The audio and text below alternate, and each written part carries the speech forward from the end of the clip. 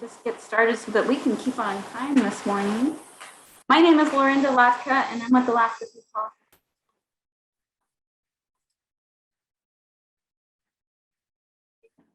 Program. That's a lot to spit out. And welcome to session 1D. Just a quick reminder before we get started that we are recording. If you don't want to be on video, just go off. I'm going to be moderating this. Do you have any questions during the presentation?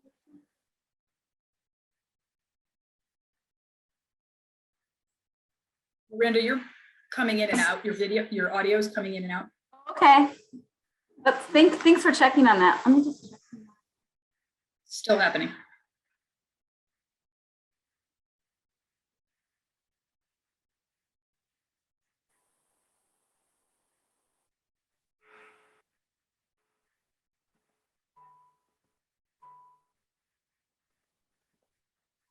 How's it now? Maybe if I just speak a little bit closer to the mic. That's better. Okay, I think I'm more soft-spoken than I realized. So it's 10:14. So Sue, if you just want to go ahead and share your video, I can spotlight you here. So you're not seeing my screen right now? I see your screen, but I don't see you. How do I do that? Show myself. You just start sharing your video. It's the little video camera. You can down at the bottom of Zoom. But it's okay if we can't figure it out. I want to do that. How's that? There you are. All right. So we're ready to go here? We're ready to go. Thank you. Okay, so my name is Sue Benz. I work for the United States Department of Agriculture, National Agricultural Statistics Service. And I'm here today to talk about why the Census of Agriculture matters for food security in Alaska. First, I want to thank the Alaska Food Policy Council, Tribal Ag Council, and the UAA Dietetics and Nutrition for putting on this conference and giving us all a chance to learn a lot about food security here in Alaska and how we can improve it. So I'm trying to switch slides. Okay, so if you there you go. Just a bigger lag than I was expecting. So like I said, I wanted to highlight the Alaska Food Policy Council's work, and they have this great infographic or flyer that they put out telling what they're all about and why they're doing it, and highlighting some of the information that they're using to explain why they have this mission and what they're doing. So some of the data that's on here includes the value of subsistence and personal use harvest, that 1 in 5 Alaskan kids suffer from, chronic hunger, and that 95% of the food in Alaska is imported. So this highlights the importance of data, and I think we all know we live in a data-driven world, and the world just needs data and more data, at least from my perspective and from my job. And that's what NASS does. We provide timely, accurate, and useful statistics and service to U.S. agriculture. And the data that's on this infographic and the data that NASS does comes from either research or surveys in NASS's case, or sometimes it's anecdotal. But what NASS tries to do is provide data from farmers, ranchers, and ag businesses to help support agriculture across the country. So hopefully you've seen some of this data that I'm going to show in the next few slides, and it comes from the 2017 Census of Agriculture. And some of the data was really, really exciting. And again, I really hope this isn't news to people who are listening, but the number of farms in Alaska increased 30% from 2012 to 2017. That is just huge. There was no other state in the country, anywhere in the lower 48, that matched this 30%. The next nearest was 13%, and I believe it was West Virginia. So that's a big deal that agriculture is growing here, that people think it's important and are willing to put their time and effort and money into developing a farm, and selling food or agricultural products. Doesn't necessarily have to be edible, and keep these numbers high. And they have grown since 2017. The current number of farms is set at 1,050. So that's another 8% increase since 2017. And that's in comparison to the rest of the country, where there are about 2 million farms overall, but the number of farms went down 3% nationally from 2012 to 2017. So Alaska's, like I said, #1 in this particular category and other categories of data from the Census of Agriculture. So let's look at some more data. The number of farms went up by area all across the state. Now in the lower 48, the census data is produced at the county level, but here in Alaska, we look at it just in an area level. So there's 5 areas that we produce data for, and every one of those areas went up, from the Aleutian Islands and Juneau, where it's a little harder to do agriculture, all the way down to the Kenai Peninsula, where the number of farms went up 60%. 60%, wow. And that's credit to the farmers down there. That's credit to the people who were involved in agriculture down there. The food hub that they have, the Soil and Water Conservation District, and a lot of this can probably be attributed to USDA's National Resource Conservation Services high tunnel program, because the Kenai got a tremendous amount of high tunnels between 2012 and 2017, some of which resulted in new farms producing food or flowers or livestock for sale. The Kenai also has a pretty vibrant farmers market community as well, and that makes it easier for people who know how to grow things to market things, because you have to have a market if you're going to grow food, right? If you intend to sell it. So here's another infographic. The one on the left in the red is a beautiful infographic. It's put together by the Alaska Farmland Trust, and I'll highlight several more of their graphics along the way here. And it says that Alaska is #1 in the nation for new farmers. And a new farmer is someone who has less than 10 years of farming experience. And that included 46% of Alaska farmers, or producers if you prefer. And that was, again, #1 in the nation. #2 was Georgia and Minnesota with 33%. And that's exciting for agriculture, because it shows, again, the interest that people have in agriculture, the importance that they put on growing good, fresh, local food, and that they feel there's opportunities to excel, to produce food for their friends and neighbors. And on the other side of that slide is an infographic I put together, so it's not nearly as eye-popping, but the average age of a producer in Alaska was 55.2 years. And that's important because across the country, there's talk about the graying of farmers.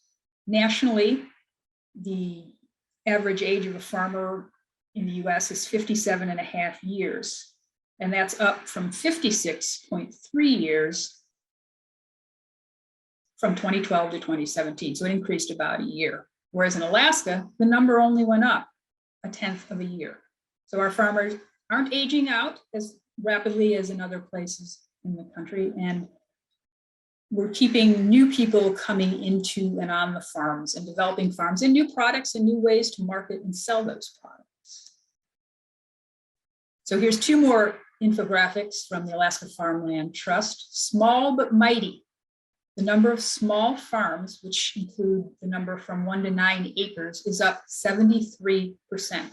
So it doesn't take a lot of space to grow food in Alaska. And the next category of land that's published from, 10 to 49 acres was also up 30%. Again, it doesn't take a lot of space to grow food in Alaska. And it doesn't need to be a traditional Midwestern type farm. You don't need to be growing acres and acres of corn or soybeans. You can have a farm on a small amount of acreage. You can raise vegetables in a high tunnel. You can raise vegetables in a field. Small farms could include hydroponic operations, people growing cut flowers or bedding plants in a greenhouse.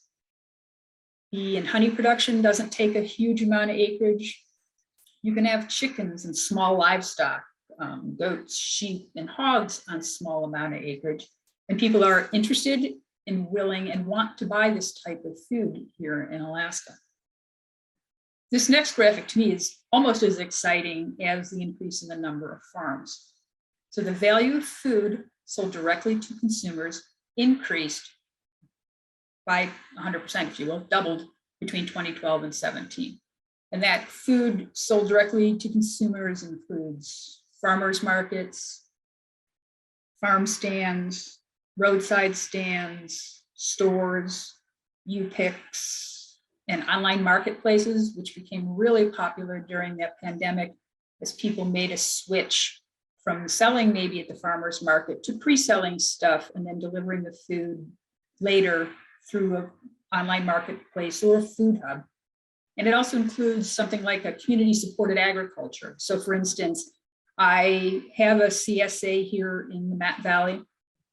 I have already paid for it for the year. And if summer goes well, there will be 18 weeks of vegetables delivered to me or that I will actually pick up. And that way I don't have to grow it. I get a wide variety of stuff. And it's things that I won't necessarily normally eat or produce myself. I just prefer to have someone else do all the work. It helps the farmers, it helps the ag businesses that sell things to the farmers, and I get a lot of healthy vegetables to eat. But it's not always just vegetables. There's CSAs that include cut flowers, and I think the Alaska fishermen have a CSA type arrangement too to sell seafood to consumers. One other thing I don't have an infographic on is the amount of value-added food that was produced just from farms. So in 2017, that was over $1.2 million of value-added products to things grown on the farm. Now, certainly there's a lot of people who will take Alaska products and do value added, but they're not necessarily a farm. So this is just a way to increase your revenue stream, if you will, for farmers. So some people are making flour from the barley that they're growing. Some people are possibly canning or brining vegetables that they're selling. And there's lots of opportunities and other ways to value add, because you can value add to flowers by drying them and then marketing them on to consumers. Here's a couple more infographics. 47% of Alaskan farmers are women. That's, number 2 in the country. Arizona is a little bit higher, but the average is 27%. And I think this graphic is important because it shows the importance of food to our families, to our farmers. It adds strength to our farms. It brings a different skill set to our farmers and producers. And it can be complementary to whatever's going on the farm to have different insights and different skills available.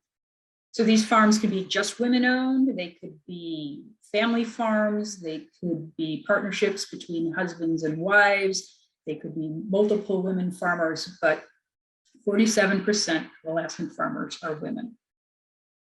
And then the 2 on the right-hand side shouldn't be too surprising that Alaska leads the nation in internet access. We all love our internet up here. It's important to stay in touch and to buy products and to market products now on food hubs and other online marketplaces. And again, it shouldn't be surprising that we have a lot of producers with military service. And this is #1 or almost #1 in the country. South Carolina is just slightly ahead in percent number of Alaskan producers with military service. And our military veterans bring, again, another set of skills that they've learned when they were in the military that they can apply to farming. So that just increases the diversity and the knowledge base and the skill sets that we have here. So why does this data matter? So you can look at this huge list that I've put there, and I'll talk about a few of them in a minute, but let me go back to 2019 when we had a new governor and he released his amended budget.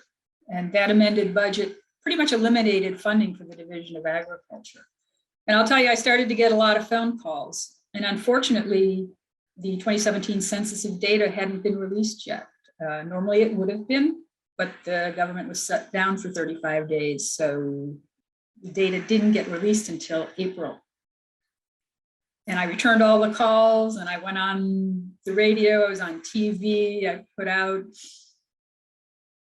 social media posts and news releases to let people know the data was there and it was available to be used and that it was exciting, important data that could support agriculture here in this state.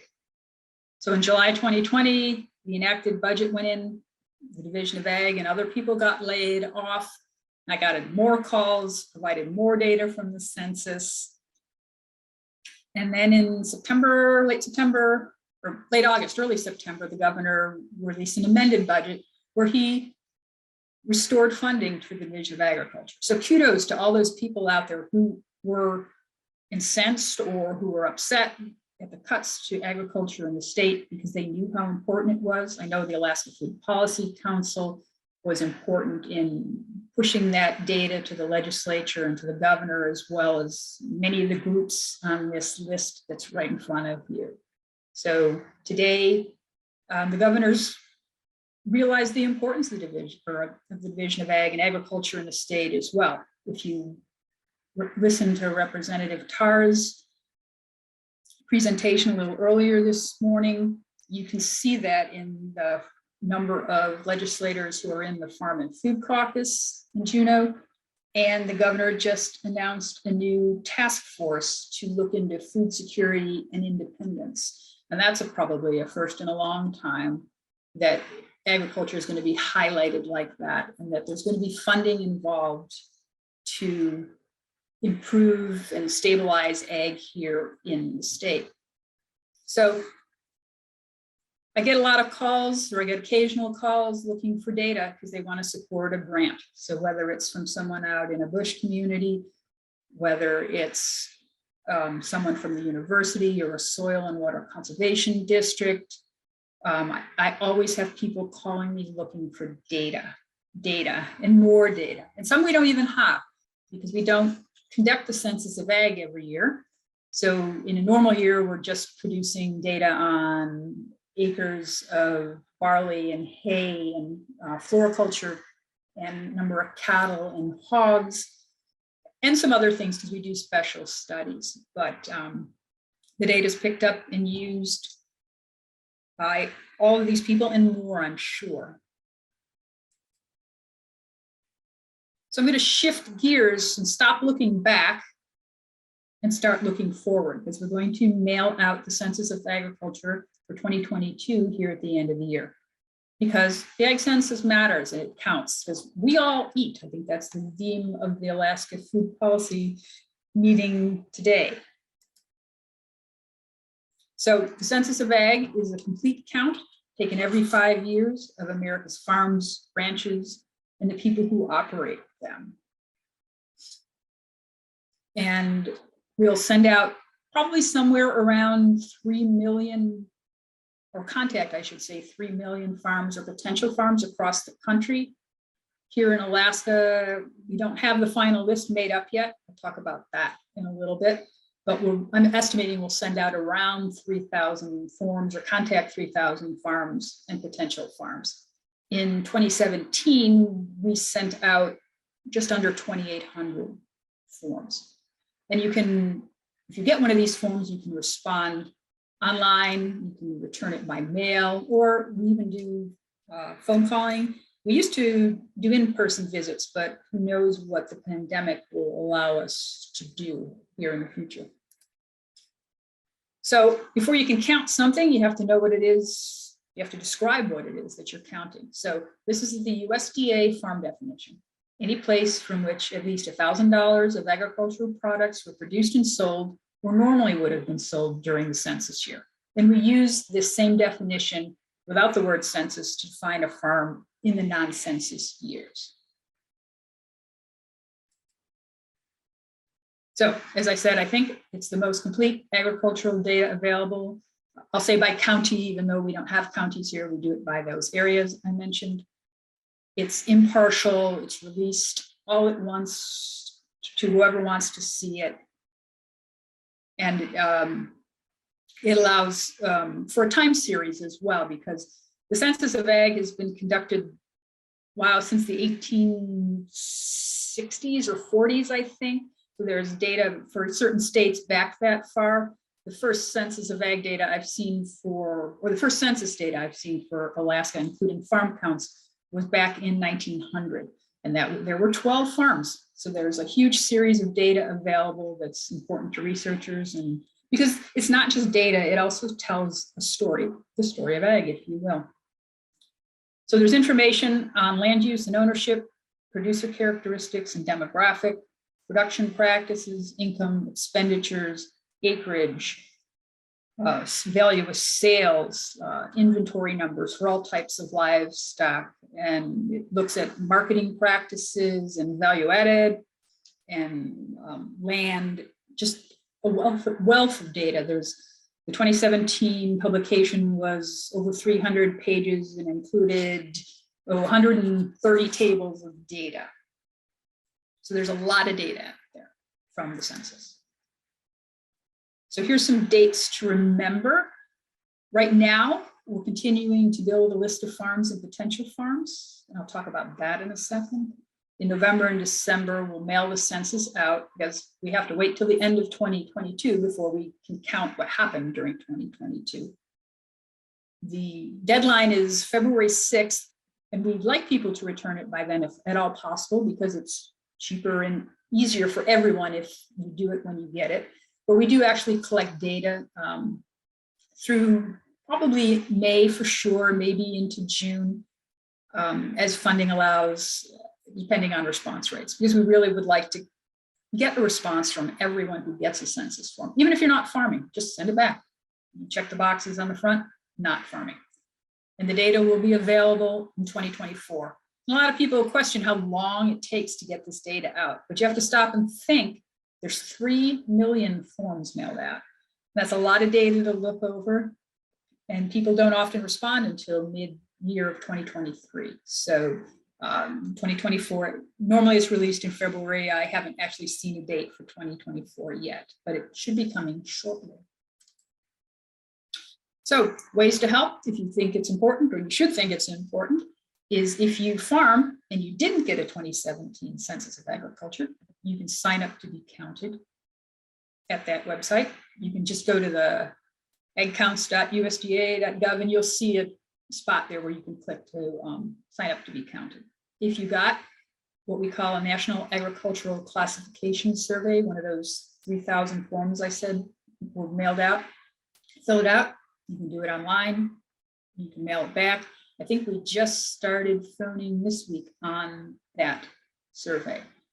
And if you're not farming, fill it out too. Tell us you're not farming. And again, you can go to our website and see a link to fill it out online. If you're not farming, you can buy local. That certainly helps every farm here in the state. It helps ag businesses who sell things to farmers, and it helps show how important it is when people ask for Alaska grown at the grocery store or go to the farmer's market and buy fresh produce or flowers or meat or seafood. And you can spread the word about the Census of Ag. If you are an ag organization and can help promote it, there's a way to do that on the next slide, because this data is used for everybody to help promote Alaska and to keep Alaska in the forefront. So you can find more information at our website. It'll tell you all about the census, the when, the where, the why, and the how. You can sign up to be counted, like I said on the last slide, at this spot there. If you want to help promote the census, you can go to our partner tools in the left column in the Ag Census webpage. You should be able to see that. You can follow us on Twitter. And you can always, always, always reach out to me. There's my email address and my cell phone number. And if I'm not available and you have a burning question that can't wait, you can reach out to our regional office, which is located in Olympia, Washington. And that is my entire presentation. So do we have any questions? You can either put them in the chat or you can just reach out and unmute yourself if Lorinda will let that happen. Everybody, you should be able to unmute yourself to ask the questions if you have one, or you can put it in the chat and we can read it out.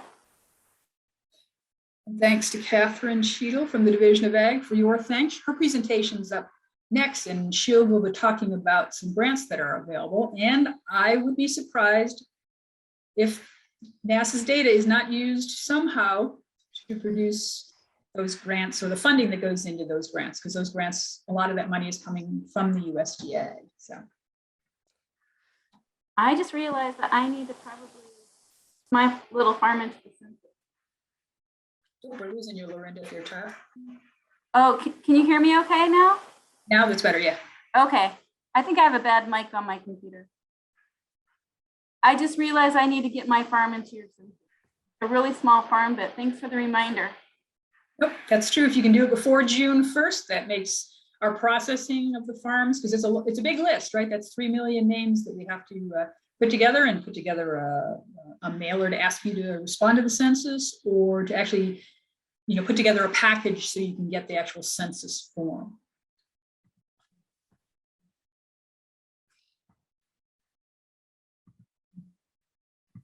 Just checking, looks like Monica has a comment in the chat that she was aware that there was a census coming, but was unaware how new farms would get contacted. So when we do, well, thanks, Monica, I appreciate that. And I don't think that's necessarily apparent, that we're not just looking for people to sign up. We go out and we actively list build. And I guess I probably should have mentioned that. So as soon as the new census or the old census was in the mail, we started building a list for this new census.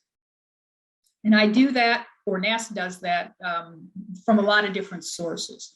We have access to people who are signed up for farm programs. So that could be one way. So if you got a high tunnel, you probably got an ag census in 2017. If you had, had it prior to 2017. We also look at the state ag business licenses. And that's not a foolproof way to find farms, because a lot of people sign up for a business license and then aren't actively farming yet for a while. But I'm always looking for new farms. So if I go out to the farmer's market and I don't recognize someone there, I'll stop and chat if they have the time, get them on our list of farms. Nationally, we get lists from organizations that want their members to get a census of ag. So that's another way you can get on the list. So, and that's why I say it's potential farms, because we don't know until you respond to the NAC survey that I mentioned, or until you respond to the census that you're actually a farm. And if you qualify as a farm, then you'll be on our list of farms that we contact for the years in between the census. Although most farms in Alaska probably only get a census every 5 years. And Sue, I see that Brad St. Pierre has a question. Brad, do you want to come off mute? Thanks, Sue. My question is about the definition of farms, and if it changed between the previous ag census before 2017 and 2017. If that definition, or whatever the qualifications of $1,000 in sales, is that new to this 2017 survey? And how has that, or did that impact what the percentages and numbers that Alaska's shown were? So the definition of a farm hasn't changed since 1979, I believe. And we take we don't really want to change the definition because then it makes the compatibility between years hard to look at. What NAS did change between 2012 and 2017 was the data that we collect on the producers on those farms, if you will. So there were just over 1,700 producers on the 990 farms in the 2017 Census of Ag. And we changed the way, or the number of producers, I should say, that we counted between 2012 and 2017. So it's a slightly different definition, but there was actually a table in the 2017 census that helps you bridge that gap. So if you look at the percent change in the number of producers or operators, that's not totally compatible, but we really don't like to change the definition. But it's a great question, Brad. Thanks for bringing it up. And there's another question in the chat, which I think we have time to answer. Is there any possibility that the Alaska census areas could be amended to gather county data as it's done in other regions of the United States, rather than regional data to make it possible to see Matsu separate from acreage? Right. The problem with that is the number of farms isn't very high. And we're unable to publish data if it would release any one specific farm's data. So the less farms you have and the more ways you, I'll say, slice and dice the data, the less data we might be able to publish. So for instance, if there's only one dairy farm in the state, or there might be more than one dairy farm in the state, but that one dairy farm has most of the cows, we can't publish milk type data, cows, milk production data, because that would release somebody's data. And I'm hoping that's making sense. So when we have more farms, yes, we could possibly split that out and do it on a more, I'd say, borough census area type. But right now we're not there, because then we would just be publishing less and less data, and that wouldn't be good. And if you take a look at the census publication, you'll see a capital D on a lot of our tables, and that's where we have a disclosure issue, that there's just not enough data to publish that specific item. But I will say that counts of things wouldn't violate our confidentiality rules. So we can say that there are 3 farms producing something, or 1 farm producing something, but then we won't tell you how many acres or what it was production-wise that they produced. All right. Well, Sue, so you can't. Okay. Sue, I'm going to have to. People can continue to ask questions in the chat, and Sue, if you want to be around to answer those questions, that would be great. So Sure. We should probably go ahead, and thank you so much for sharing this really important data for Alaska. And thanks for the invite. I appreciate the opportunity. And let me stop sharing here. Love having you here. And we should move on to our next speaker, who's very relevant to this topic, and that's Catherine Cheadle from the State Division of Agriculture. And Catherine, Hi, everybody. Can you hear me okay? Yes, we can hear you good. Thank you. Great. Fantastic. I'm Catherine Cheadle. I'm a grants administrator here at the State of Alaska Division of Agriculture. And just so happy to join today. This is really timely, the food security. And I'm going to talk about 2 different grant programs, and then I've got some short, exciting upcoming updates from Division of Ag. It's a short amount of time, and my focus today really is just giving a little more information on these 2 distinct and separate grant applications that are coming up. We have Microgrants for food security, and we have the specialty crop block program. So little subtle differences there. I know Microgrants is on a lot of people's minds, but we're looking to get some great applications on specialty too. So without further ado, I'm going to try and share my screen here. Are you seeing what looks like a slideshow? Yes, looks good. Fantastic. All right, well, this is grants, programs, and updates for today. And again, thank you so much, everyone, for the welcome, and Food Policy Council for organizing this. These are on 2 different programs that are funded by the USDA. First, we've got the microgrants. And this has been a very popular program. We started it last year. This year it has been streamlined. And I'm happy and just a little terrified to say we've got over 2,000 applications already. This is due on March 30th. So it's an online application. You go through the Smart Simple Grant Program. This time last year, we were taking them in by email. There was a pre-application, then a full application that was due in June, longer application form and the intake process. This year, you sign up on Smart Simple, our new online platform. And you need a distinct email address. If you've already registered and you went through this process for the microgrants for food security last year, you're going to need to update your profile, but you don't need to create a whole new account. Organizations and individuals are ranked in the same way, and we have no groups. Individuals can apply. Organizations like nonprofits, tribes, educational institutions can also apply. All that information is available. It's really been simplified. Maximum amount is $5,000 for individuals based on the type of project selected. So when you go online, there is a list with check boxes: garden, greenhouse, fencing, subsistence, storage.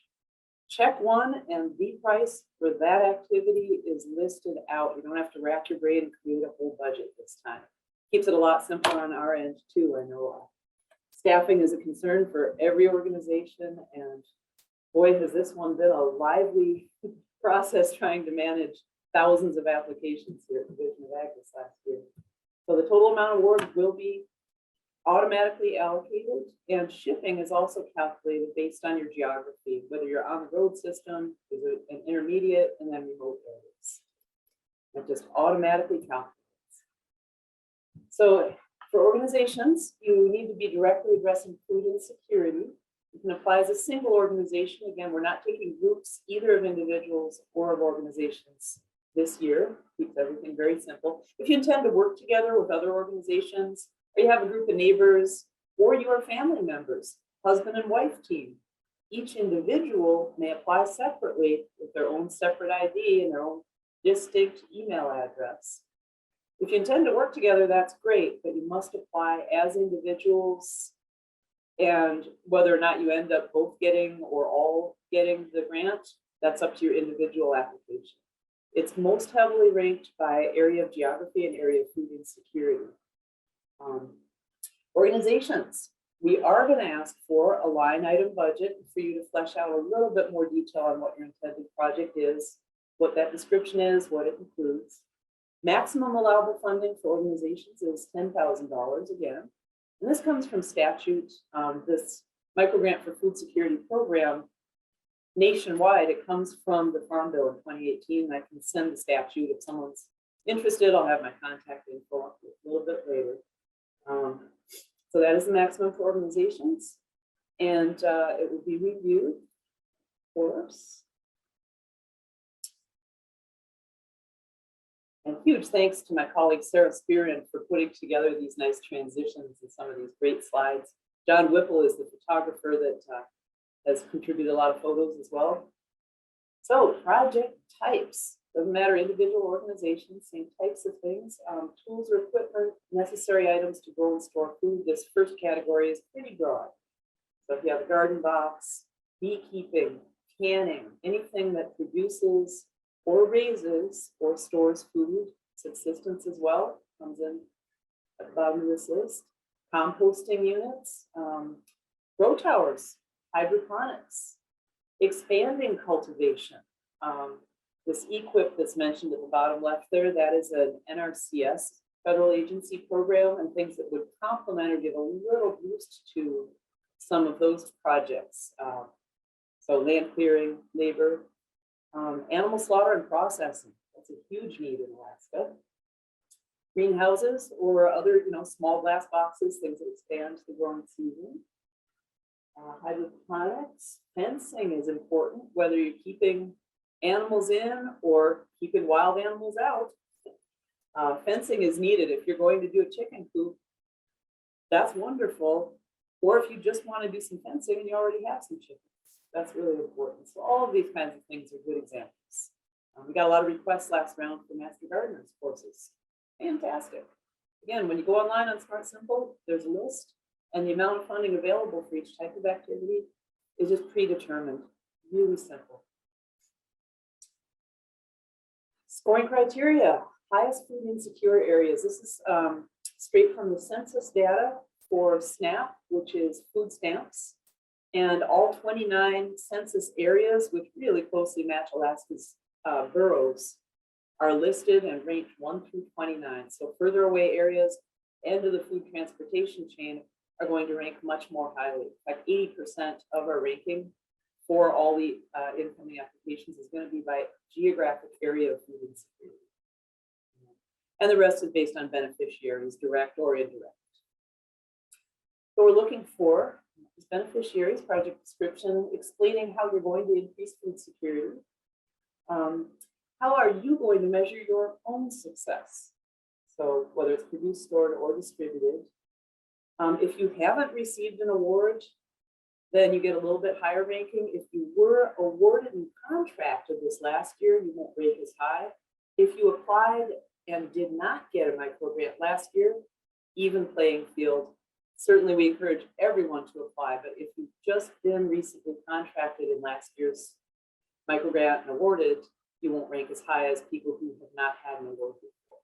Just trying to be as fair and equitable as you can.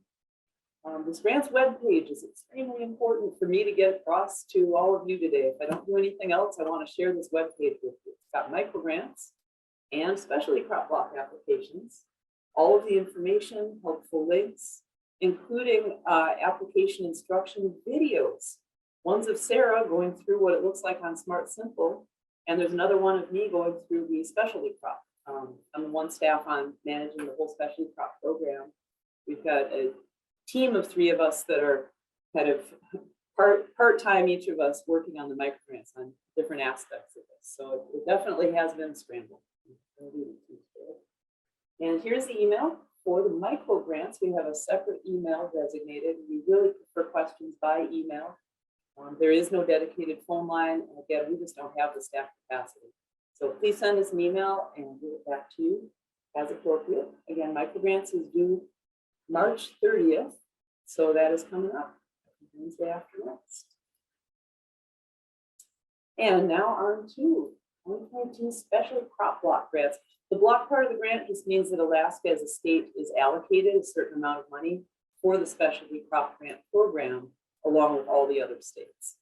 And while I'm on that, let me point out microgrants is brand new since last year on the ground. And it's only, microgrants are only given for food security, basically to food islands, Alaska, Hawaii, and the territorial islands. So that's a very special case. And Alaska and Hawaii, of course, are the 2 biggest programs. We're working in tandem. I'm getting emails from Guam and Northern Marianas Islands. They're trying to get up to speed taking the microgrant program as well at their scale. Anyway, cool tangent. Specialty crop block grants are for every state and territory that chooses to participate. There's a certain amount allocated per state. This year, specialty crops are going to be due on March 31st at 5 p.m.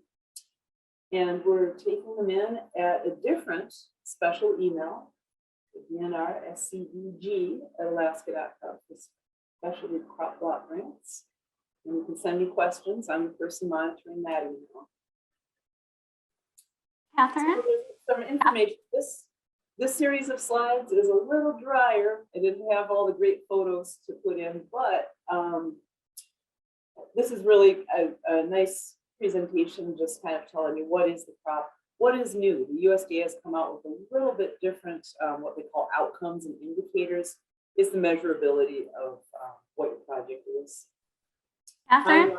Funding cycle. Is someone trying to? This is Lorinda. Can you hear me?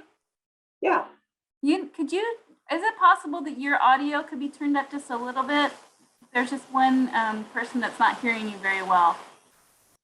I don't know. I can lean in a little bit. Does that help? Or if I try to speak up? You sound, yep, Kira said that helps. Okay, great. Yeah. All right. So specialty crops would be fruits, nuts, honey. In Alaska, we've made a case for birch syrup. even bedding plants, flowering plants, nursery. We've had peony applications. An exciting one is mariculture. We have a kelp project and some seaweed research. They're not just research grants or just marketing grants, but basically it's to boost the agricultural industry as a whole, as opposed to microgrants, which are a boost for an individual or an organization very directly and at a smaller amount of money, especially crop block grants. The cap on them is 60,000. More modest proposals are going to be more competitive this year. Not specialty crops are your larger commodities, huge grains, dairy, livestock, eggs. Hemp, that's a whole another industry. You can talk to the Alaska Plants Materials Center, which is also a division of agriculture, if that's your industry. What's new in the specialty crops? These outcomes have been changed. There was a list of 8 different outcomes. Now it's 7. It's been a little bit more streamlined, become a little more user-friendly to report on. But I've chosen to put that right up front, the whole list, in the application form, which is available online, so that you can be thinking, if you are awarded, what was in my application is going to be what's required in the report. So we don't lose any good information. Indirect costs not allowed, that's the overhead. So application timeline. One thing to point out here is that after our reviewers review in April, we have a team from across the state of agronomists and agricultural experts in many organizations. Final decisions are forwarded by me in what's called a state plan to our funders at USDA in early May, and they always have edits. So after Alaska selects the Alaskan projects that we forward, the funder does come back and say what their questions are. They give final approval usually at the end of the summer, and it will be by fall when final announcements are done. So the specialty crop program is up to 3 years, and the contracting cycle will start and end at the end of September. So September 30th, the federal funding calendar year, as opposed to the state calendar or maybe other organizations which might go on the classic calendar. Federal calendar is September 30th. Projects would start and end on that kind of cycle, and they can be up to 3 years. The microgrants are 1-year projects.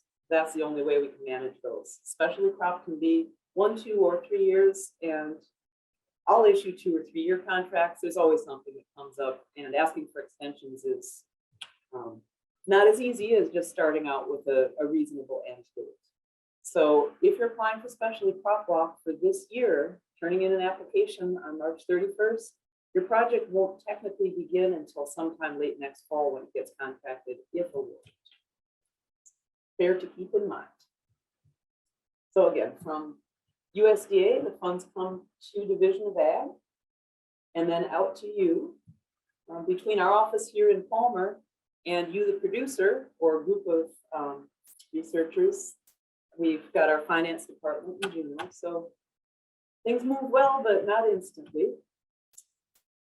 Categories, partners might be universities, cooperative extensions, soil and water districts, farms that are businesses, schools, school districts, businesses, nonprofits that are registered, all kinds of different partners can apply. Project examples would be to increase varieties, increase consumption, do research into viability or sustainability. Alaska grown crops doesn't have to be the Alaska grown label. That's a whole other section and subject, but really anything that's going to sustain livelihoods and enhance the agricultural industry as a whole. This last point, I really want to impress upon everyone. It's got to be wider in scope than just one operation, one business, or one organization. It's got to improve and benefit Alaskan agriculture as a whole. And I'm certainly taking phone calls and counseling a lot of people since we've got the microgrants and specialty crops open in tandem this year, just how that kind of landed and happened. People get very confused. So I'll just ask them, are you going to be benefiting and sharing information that boosts the Alaskan industry as a whole? Or do you want a garden box for your family? That's microgrants. Specialty crop is much broader in scope and much broader in benefit with the funds that we've invested in. Priority, crops or regions not previously funded. Food safety, innovative projects, innovative partnerships, market feasibility studies, so marketing and outreach plans are certainly part of it. Crop efficiencies, different technologies, research into pests and best treatment for pests is another one we've seen. Aim to improve and benefit agriculture as a whole across Alaska.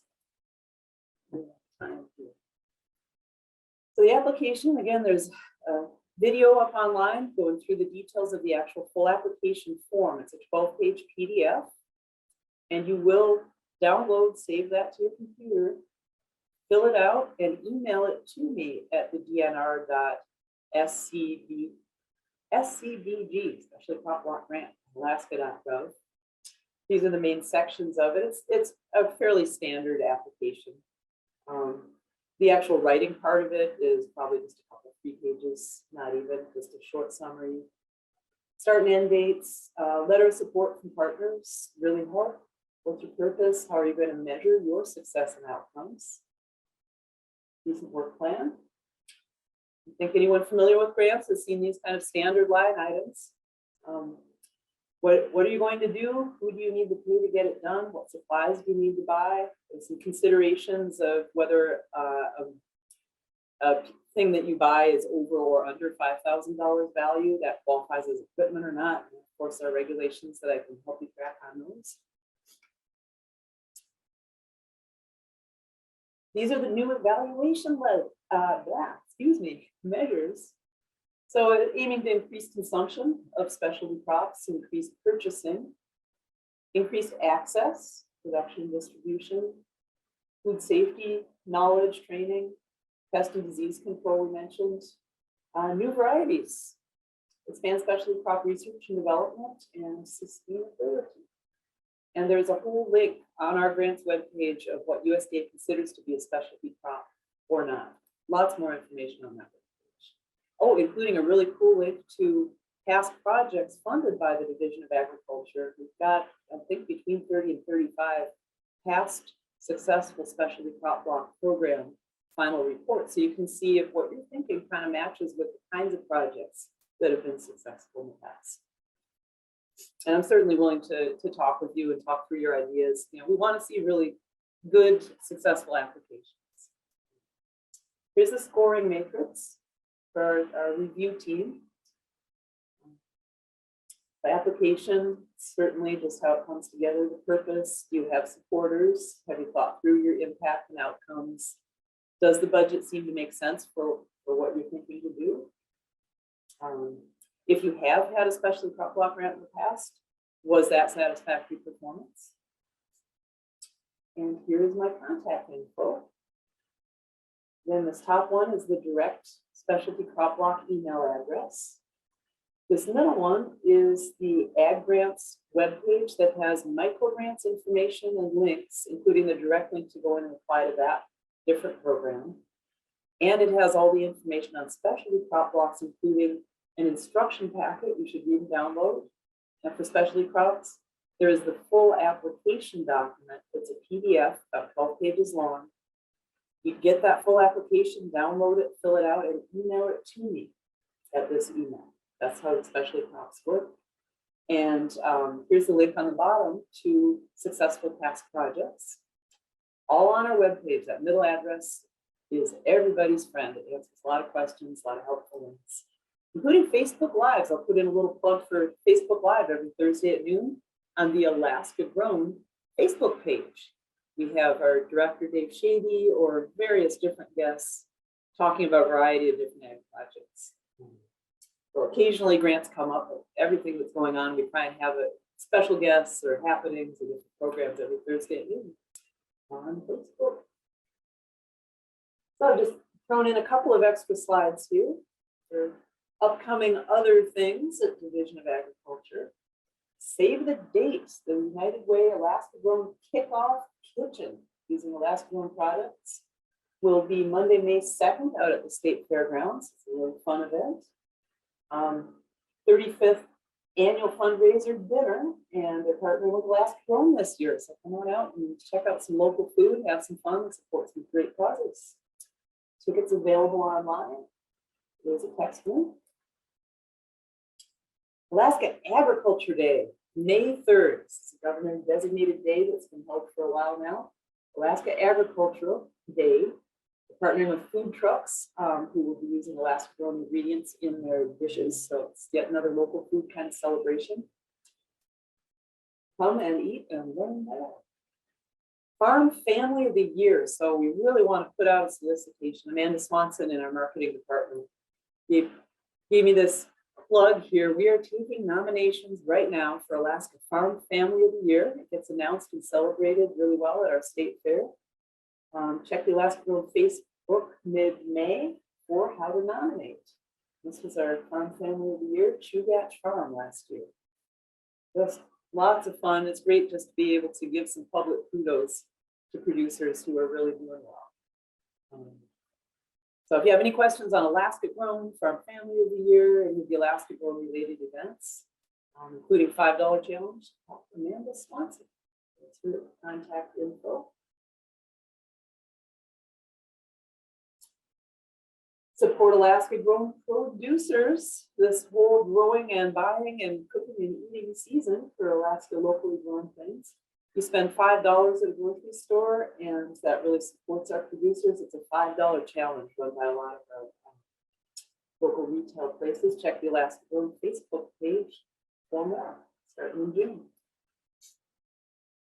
And then Nana, we have the really exciting Nanotech jacket land sale planned to kick into gear, at least for the first phase of it in 2022. Upper left there, you might recognize Eric Johnson, also known as Mo to some, and he is the contact for that land sale. This is in Nana. It's acreage that's going into agricultural sales and land production. And we had a great kickoff, fun educational event last year in June.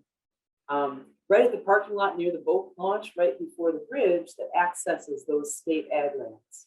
So talk to Eric Johnson if you have questions about either the what we call Nanotech or the Nanotech jacket land sale, or the education day. A lot of us and tons of partners, City of Nana comes out, and we will be having a big agricultural education and just a celebration and sort of different organization expo.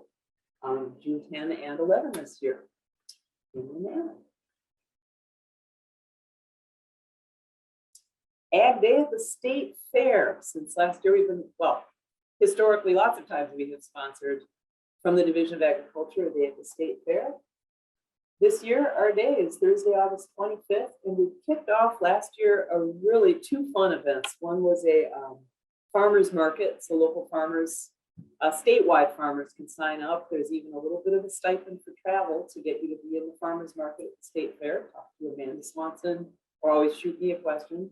But the really fun brand new event you're seeing pictures here was the Tundra Chef Cook-Off. And we had local celebrities. Matt and Liz Failer were mushers, if you know them, are going to have to defend their brand new status as the cook-off winners. We had an expert panel of judges, and they're provided with Alaska grown local ingredients.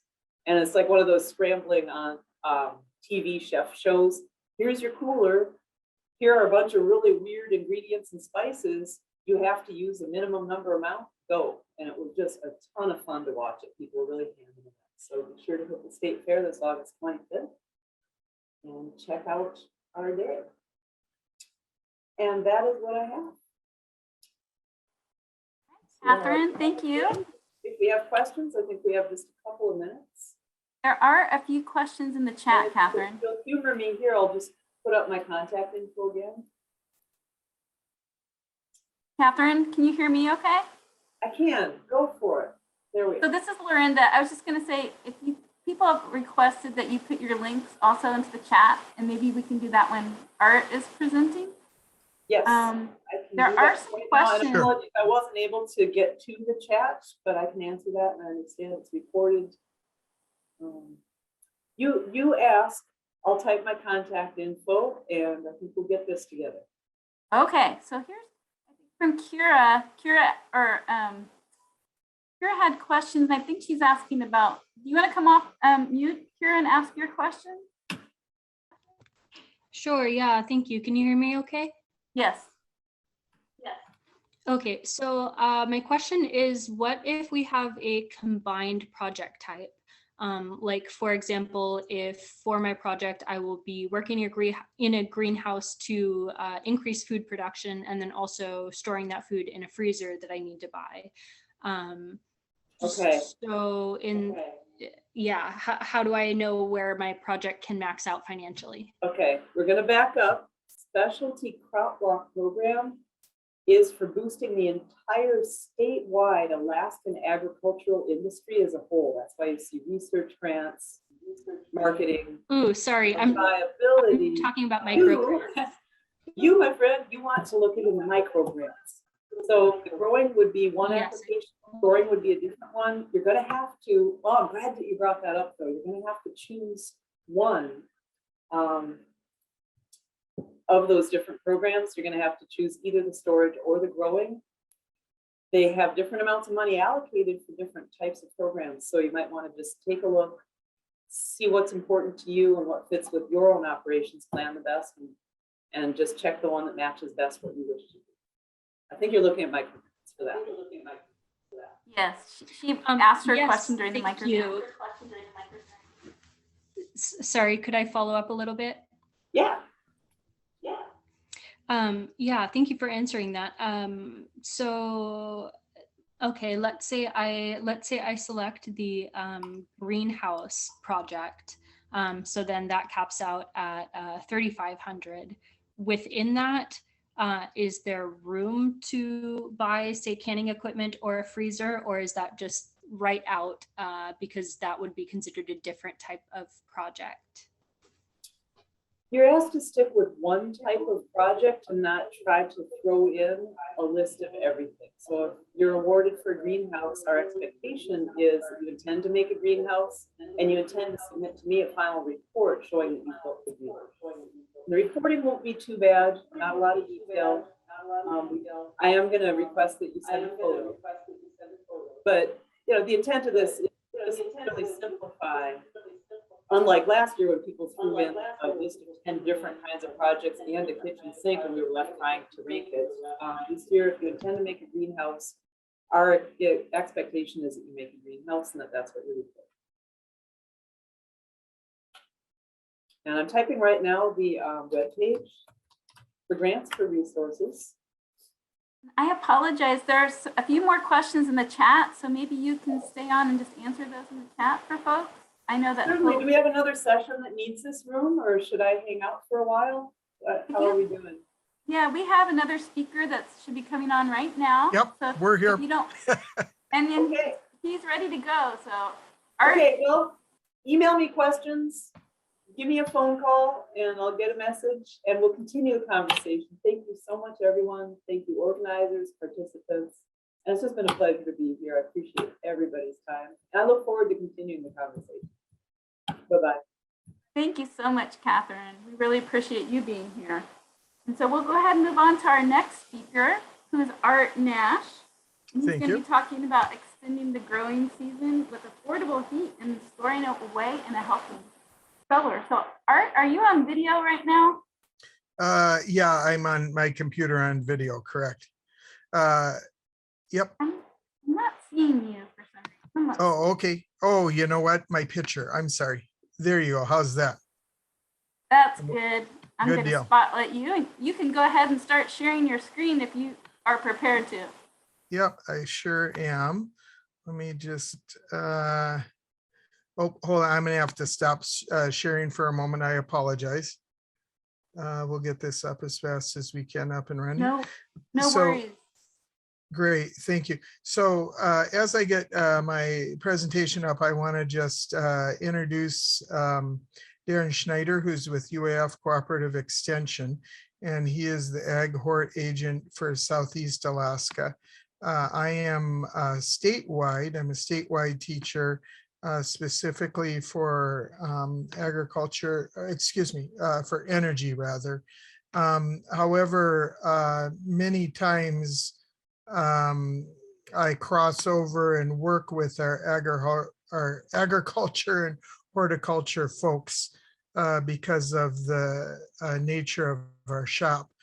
We both work in the Institute at UAF of Agriculture and Natural Resources and Extension. So there's a lot of crossover in our different topic areas. So today, what I wanted to talk about is basically wanted to introduce some ideas for about 15 minutes or so, specifically on applying heat in a cost-effective way to extend the growing season. And then we'll have Darren take over and talk about greenhouses or excuse me, I'll be talking about greenhouses. He'll be talking about root cellars. And the idea is that we wanted to just give you some kind of principles and some ideas to work with that will allow you to hopefully get more growing time, regardless of what part of the state that you're in. And then will allow you to store the fresh foods for as long as possible if you choose not to can them. So with that, I'm having just some difficulty here with the share screen, but I will see here in a moment if we can get this up.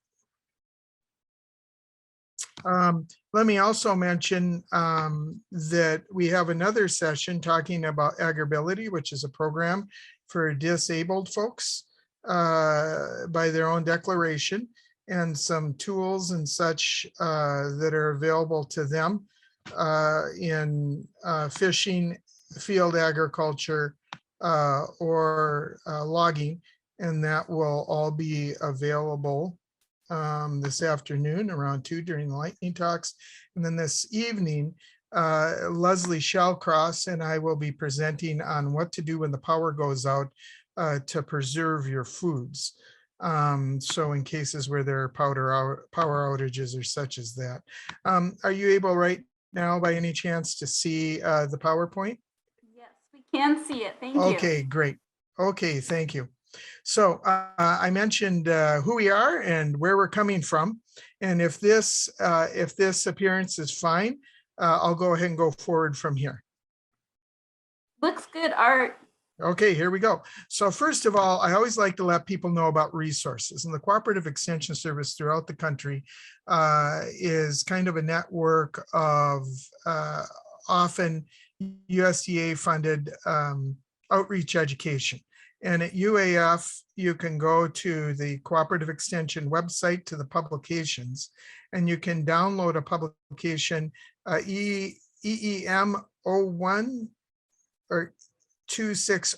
You can put it in the search bar, and you'll get a 2-sheet on or 2-page sheet on using sustainable energy to extend the growing season. So we're cognizant that Alaska has a food security issue. 95% approximately of the food coming from outside. If we can go ahead and double the season, the growing season for vegetables, we feel that that can go a long way. So these are ideas in this publication. Now, in talking about extending the season, usually it comes down to 2 things. One is heat, having adequate heat early on so that you can get the starts going in the greenhouse or transfer them in so that you can get germination. And of course, the other thing that you need to have is sunlight. You need to have UV, and I won't be touching on lighting at all today, but just the heating end of things. And so there are a couple ways of providing heat. One is solar, and generally speaking, you can move heat around, whether it's from combustion, from maybe a Toyo stove or a Modine propane heater, or possibly a solar panel or such. In a couple of different ways, you can put it up into the air for space heat. And that is most advantageous on the back end of the season when you already have leaves and stems that are matured and some type of vegetable matured, and you merely want to get more mass and extend the growth of it and mature it. Then air is a fine way of doing it. The problem is that most greenhouses, the glazing only has an R value of about 1.5. If you're in Fairbanks, your front wall that your front door is to go into your house is probably about 23 R. So 1.5 compared to what your wall is, you can see there's quite a difference. Most of your windows, if they're double pane windows in your house, will range from 3 to, if you have really high end windows, maybe up towards 7 R. So again, that seems to be, though, for the end of the season, a good place to put your heat. Now, if it's early in the season and you really want to get things going as far as starts, then you want to apply the heat to the roots. And you want to apply it often. One way that's the most efficient is by hydronics. That is circulating fluid. Now, it might be fluid that runs through the soil bed, through the root zone, and just through some type of PEX piping, a plastic piping, or whatever vessel you're using. It allows the heat to transfer into the soil, or it might be actually heating up water and then irrigating with warm water. But water hydronics usually is very effective for the soils. And then there's always the aspect of providing heat from underneath the plants with some type of thermal mass, whether it be concrete or whether it be cinder blocks or such, and then allowing that thermal mass to absorb the heat during the day, or if you're using a heater, a wood-fired heater that we'll look at during combustion, and then slowly let the heat out as the mass cools off. So here's some low-cost solutions I just want to throw by before we get Darren on with how to store. And these are from various folks throughout the state who I've worked with, who have had good ideas that they've meted out. From an electrical engineer who's retired, who has 40 acres off grid in Talkeetna, he set up a system where basically he could have 400 starts across this 12-foot area and approximately 4 foot wide. And he could get them going in Talkeetna as early as possibly middle February. Again, UV light being the only problem because he's taking care of the heat. And you can't see it real well. We'll take a look a little bit more here, but basically he's firing it by using bricks, or pottery kiln bricks, refractory bricks, and making a box that he can fire wood in. And he can very efficiently get up to 1,000 degrees here on the top plate of this side fed stove. And then his exhaust pipe, instead of going straight up, you'll notice it's way down here. It's because he goes ahead and puts the exhaust pipe horizontal, and he has many cinder blocks and other types of thermal mass, such as dried clay and such like that, to absorb the heat out of the stovepipe that would escape out of the stovepipe. So he's talking about 1,000 degrees here, just over. By the time it goes out to the stovepipe, it's only 120 degrees. Where did all that heat go? It's stored in a heavy thermal mass bench underneath those starts. But then at nighttime, he puts a caterpillar tunnel over it to keep some heat in. And then he has some very simple material that you can get at the big box stores. It's like bubble wrap, only it's in 8 foot widths that you can roll off and cut and pay for by the foot. And during the day, he uses this to reflect for the sun coming in from the south, reflects some of the sunlight down here onto the starts. And at night, he releases the bungee cords and just lets it drape over. That's a pretty good way of using wood heat, fairly efficient. Here's looking in the inside if you were going to put the wood in. Okay, from the side of it. And all this is just friction fit bricks that you can get here in or that you can get in Anchorage rather, that will hold up to 3,150 degrees. It's not much different than the type of thermal mass heaters that were used in Eastern Europe for years, or centuries rather, where people would go ahead and have a wood stove and they would actually run the stovepipe and then fill it with cob clay and would smooth it and then would sleep on this as a bench or use it in the kitchen. We went ahead and took some of this technology, and instead of coming out the top, as you can see where the smoke's coming out here to the left and going out to the side to go into an incubation bench, we were in another part of Alaska where they had really wet, mucky soil that had good connectivity for heat distribution. And in a 30-foot long hoop house, or excuse me, high tunnel, we went ahead at the entrance and we dug down 3 foot and used culvert and had the gases and the heat, instead of going up and out a horizontal smokestack or straight up, we had to go straight down into the culvert. And then we made a big H shape. This is just a test to make sure it would work, that we put the smokestack here. It's actually going to go way down on the end of the other end of this hoop house. That way, we would backfill with soil all the way up to where you can first see those blonde bricks from where that propane tank is, all the way up. It would be filled with soil, and then he could grow on the soil. So it was kind of a subterranean deal. Here's how we just kind of friction fit the bricks together, and instead of having a riser, we go downward.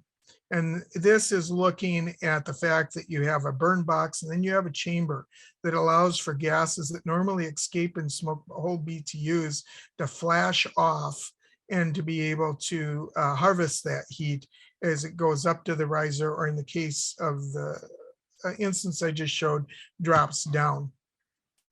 And here's what it looked like at the end. So the gentleman was standing way back here by the fence in the middle when we had the testing smokestack there, but he has an H shape now. You can kind of see the bulge in the middle, and then he will put topsoil and he'll plant on top. So that's one way of using also culvert. The culvert was free because we found that companies that pave people's driveways will often tear up the culvert and just, it's a liability, it's a waste, they just stack it. And so we were able to procure that.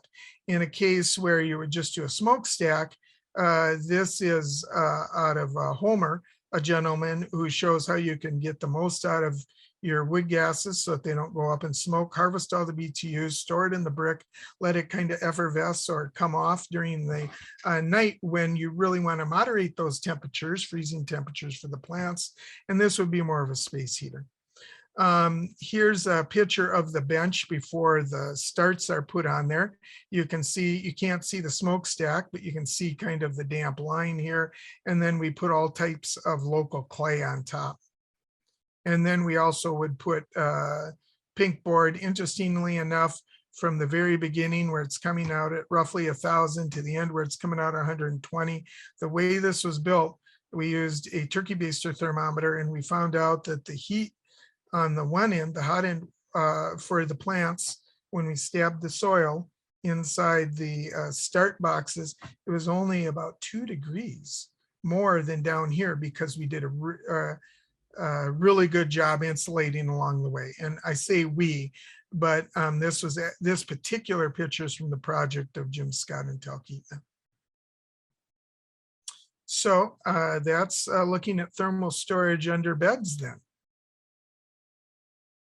And then again, the whole idea of using reflective so that you can capture solar also. Now, there is an item that I haven't been able to find a dealer in Alaska any longer, but sometimes, well, I've had one pop up on Craigslist for $40. They were originally $1,600, and they were invented by Gary Wise out of Oregon. And I talked to Gary, and his idea was he had a lot of greenhouses, and at 5 in the morning, he needed to get up and just throw an hour of heat in one. Then wheels attached to the bottom with a little handle that you lift up, and then he would take it to the next one and he would throw it in there for an hour. And it was actually a mobile unit. Now he had holes within his greenhouse that he could stick this 3-inch flue, and he had a system down. But this is basically a stove that burns pellets that are gravity feed, so no electricity is needed. You can do this in a remote situation. And with a bag of pellets being roughly $6, $7, depending where you shop, you can get quite a bit of heat out of this. This also circulates the gases. It's a gasifier and burns the gases before they go out through the flue. That's called a wise way stove. There's no other stove that I know on earth that's a pellet stove that doesn't need electricity, that's mobile. And then there's the aspect of capturing the sun's heat. We made these a few years ago with tribal regional authority that was very gracious and helped us get the space for these. But these are at a Pine Ridge Reservation, and Rosebud Indian Reservation has adapted them for their housing. This is the south side of a house, but I have seen them on high tunnels and greenhouses on the south side, where you have a piece of aluminum that's painted black about 3/4 of an inch underneath a sheet of glass, 4x8 sheet, easy to put into place. And then you have baffles on the back of that aluminum. And then you foam all around this box that you're using, T111. You have a hole coming out the back to dump the air into the structure behind it, i.e. greenhouse. And then you have air intake. They put a blanket on this when it was about 70 degrees out, and they stabbed it with a thermometer and it was 80 degrees. They removed the blanket. I was there 15 minutes later. It was about 200 degrees in there, over 200. Now, the thing is it wasn't circulating though. It wasn't dumping heat. That was just a static experiment. But another reservation, the White Earth Reservation, actually uses these also. And what they do is they do a 90-degree for the heat distribution into the earth below, where they have a lot of rock and such. And then they heat the rocks by day just by having this passive box. Now, you would with a house or greenhouse do electricity for a circulation fan. That's not very many watts on the output 8-inch galvanized pipe going in that's stabbed in the front of this. But if you were just doing it into the earth and warming the earth underneath, then you wouldn't even need a fan. Now, the caveat is you don't want to do this on permafrost, right? So for the interior, it has limited use, but for South Central or Kenai or other parts of the state, it actually is pretty nifty. The other thing you can do is if you want to circulate hot water and you're in a situation where you don't want to run electricity, on-demand propane heaters are fantastic now, and the firing gun on them, the flint, so to speak, often doesn't need really to have any type of electrical input. You need to check out though how many BTUs, and I have charts. If you ever want to know, you can call me. What's the BTU value of a gallon of propane versus, you know, maybe fuel oil or something to that effect. And here you would need to have a circulation pump to take the hot water and either above, with it being tempered, right, with some cold water, above doing drip irrigation, or below subsurface through the root zone, having vessel pipes go ahead and carry it and just do a heat exchange. But it is a possibility. In Yukon, there in Whitehorse, there's a 3-season greenhouse. And this is interesting. One of our growers, peonies growers up here, uses the same concept very successfully. You load, this is a bin. This is a bin that's 2.5 foot wide, another bin 2.5 foot wide, approximately 3 foot tall. You have a walkway in between, and you load it halfway up or 2/3 up with river rock or cinder block, or possibly even refractory brick. But the caveat is that you have 3-inch PVC pipe that has an entrance here with a little computer fan. I bought one yesterday for $2 at the computer store, and then $1 for the connector that can go straight to a solar panel. You don't have to have a charge controller, an inverter, because it's just DC, and that little computer fan is variable speed. So during the daytime, when that solar panel is, or little solar pad is exposed, it will push air with that computer fan down the PVC. You have to kind of carve around the fan to make it fit, but you can do it. And then when it gets down here, it has a pipe that goes across midway, so you don't use this door, use the other door. It with a T halfway down, it ports hot air over to the other section. It goes down then on the other section as well as the back section. And then you have a perk pipe. which is ABS or PVC pipe. You can get 2.5, or you can get 3 or 4 inch with holes in it, and you put that underneath the rock. And so all day long, while all the heat is gaining up here, you allow it to collect, and then the fan pushes it down, loads the rocks with heat. And then at nighttime, when the sun's not there, the fan turns off, and then the heat comes from underneath. And that helps to abrogate some of those high swings of freezing and thawing that you might have, for instance, during breakup in March or maybe in October. A 3-season greenhouse. They actually sell these kits in Whitehorse. We had them bring this one across the border for us. I just want to point out a couple of resources before I hand things off. One is that the University of Minnesota has a neat case study where they take a look at what are called by the terminology in academia, deep winter greenhouses. Deep winter greenhouses. And there's some pretty amazing samples that are out there. Also, Yukon, as I mentioned, Whitehorse, not only Bob Sharp here, who actually created that design and sells those kits, other people within the community have tried different things, such as a greenhouse facing the south at approximately 64 degrees slant to get the most dead-on sun for when you consider throughout the year. And then they have polycarbonate panels that all day they get heat in. And then they have on rollers, like for a garage door opener, and they have a garage door mechanism here. They have a T111 long panel. It's a shutter, and it has a cable that runs. And at nighttime, they just go ahead and have it closed. And then it has a 2-inch insulation on the back. That's basically 12R. If they double up and go 4-inch and pull that panel a little bit, they'll get 24, basically 24R, very similar to the, again, a 2x6 wall that's in the front of a house here in Fairbanks. Let me look at my time here. And so with that, I'm going to hand this off to Darren. All right, great. Thanks, Art. And just want to make sure, can you all hear me? Yes, we can hear you. Yep. Okay, great. And I'm going to go ahead and just click on my video if that's helpful as well. I don't know if that works or not. Art's connecting of our growing environment with our storage is really a good link that we all think about when we're trying to just make best use of what we have here in Alaska. And as many challenges as we do have, we have great opportunities. And so this obviously I've got 5+ minutes to kind of ram through here.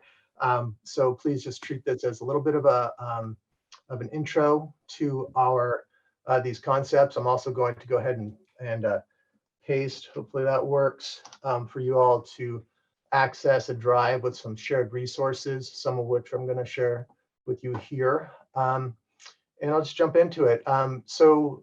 Storing our harvest is something that for thousands of years has been one of our most important things to make it through the winter with this, whether it be the agrarian lifestyle or even hunters and gatherers when we were way back when, not cultivating, but just doing our harvesting. And so how do we do it?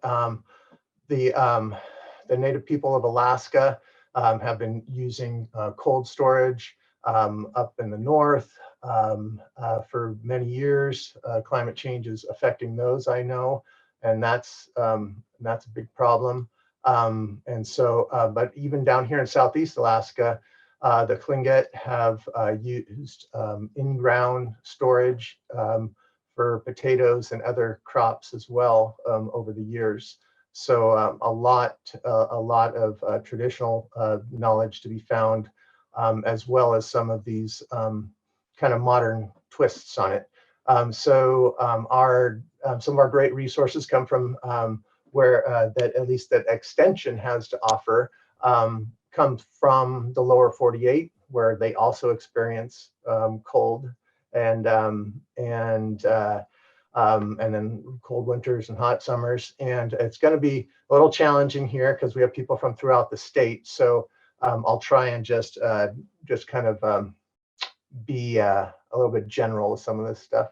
So yeah, we're just advancing through some of these resources that are out there. And I'm going to just try and share with you some of the concepts. Here we go. We can stay on that one there. Yeah, that's fine. If you want to go to the diagram, then I'll just share with them about some of the basics of that's good, right there, influencing the environment. So when we're looking at storing our food and having a healthy environment for our food, we need to recognize that these fruits and vegetables, plants are living creatures. So they have, just like you and me, needs to respire. They're using oxygen. They're off-gassing carbon dioxide. Many of them are off-gassing sometimes significant amounts of ethylene, another gas which will do good stuff as far as ripening goes when it's time to ripen, but it'll do bad stuff if we're trying to store our fruits and vegetables for a longer period of time. So having ventilation both to exchange gases and to get fresh oxygen in, get the ripening gases out, but also using that air to bring in cool air is a typical strategy for us. So what we have here in this influencing the environment piece here is kind of a generality of what you'll see in any successful storage environment. In this case, this is an example that's like built into a home where you have a stem wall or just any old wall. And it could be part of your home, or there are also, of course, external root cellar type of things, which hopefully we can click through here eventually and see. Not yet. Will you go back to that one, please? Thank you. So I just want to point out here that intake piece you see there on the right-hand side. This is kind of a basic idea, the idea that heat rises. And so when you have a ventilation location and you want to be, and you have cold air on the outside, you need to get that cold air focused down to the ground level in your storage area. So that's pulling in outside cold air, and it is bringing that cold air into your storage area as needed. Now, if it's already cold enough, you close it off. But if you need to drop the temperature a little bit, then you open that up, and then you open up a top vent, which you see kind of right next to the intake area there. I don't think my pointer is working here, but and that's where so where he's pointing right now is where the cold air is coming in, and then the warm air goes out that top vent to the right of that. So yeah, recognizing that we've got that we're on to getting towards lunchtime, I just want to kind of get through here and just recognize that we're going to share with you our presentation. There's a lot of good self-guided information in here, a lot of good basic things to consider, including temperature control and how do you actually build, and some examples of them. And how about we just finish it up with showing off some of those cool pictures that we've got in this here. Art, go a little bit further if you can. Thanks, Darren. There's one in ground, and how about that hoop house one at the bottom, or the kind of the Quonset hut a little bit further. This is separating our different zones right there. You can do that. You should do that and need to do that, and you can do it with added ventilation. So let's go ahead and click through. A lot of people do. So there are different ways of storing in different substances. You can have your own refrigerator unit. But let's go to the Connex one, the next one there. So a lot of people think of burying a connex, and you can do that. But one thing to take careful consideration of is that you need to protect the sidewalls, because they are not built to take pressure in from the side. So you need to have something, as you have right here, in order to protect them from crushing in. This is the Hansons there in Haines, and they've actually built a 4-story building. So they're incorporating intentionally in their farm usable space above their unit. So we'll just go ahead in the interest of time. Thanks, and go ahead and get a hold of us. We'll help you out as we can, and enjoy the rest of your conference. Wow, thank you so much, Darren. It's making me, all those veggies are making me hungry for lunch. Okay. So this concludes this last session, and we really want to thank you for attending.